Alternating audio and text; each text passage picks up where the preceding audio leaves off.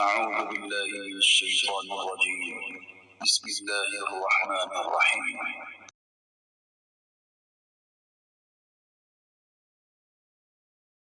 محمد ابن سیرین رحمہ اللہ کے پاس ایک شخص آیا، کہنے لگا کہ ایک شخص نے خواب دیکھا ہے کہ وہ انڈا لے کر زردی الگ کر دیتا ہے اور سفیدی الگ کر دیتا ہے۔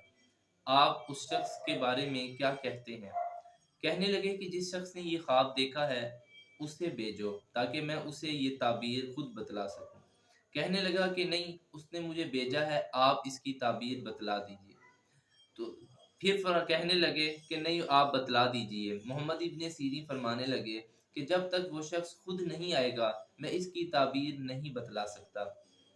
بالآخر مجبور ہو کر وہ کہنے لگا کہ میں نے ہی یہ خواب دیکھا ہے کہ میں انڈے کی زردی کو پھینک دیتا ہوں اور اس کی سفیدی کو اپنے پاس رکھ لیتا ہوں۔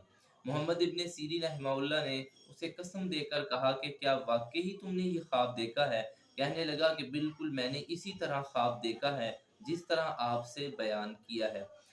محمد ابن سیرین رحمہ اللہ فرمانے لگے کہ اس شخص کو پکڑ لو کہ یہ بہت بڑا مجرم ہے، اسے بادشاہ کی عدالت میں لے جاؤ، اس کو سزا دلواؤ۔ کہنے لگا کہ میری کوئی غلطی بتائیں، میرا جرم بتائیں۔ کہنے لگے کہ تمہارا خواب یہ بتلا رہا ہے کہ تم نے جو انڈے کی زردی پھینکی ہے اور انڈے کی سفیدی کو اپنے پاس رکھا ہے، تم کفن چور ہو، تم مردوں کے کفن چوری کیا کرتے ہو۔ اس کی جو کفن ہے جو سفیدی کی مانند ہے اسے تم رکھ لیتے ہو، اور جو زردی ہے جو مردہ ہے اسے تم قبر میں دفن کر دیتے ہو۔ تم کفن چور ہو اور لوگوں کی کفن چوری کیا کرتے ہو، لہذا تمہیں اس جرم کی سزا میں عدالت میں کھڑا کیا جائے گا۔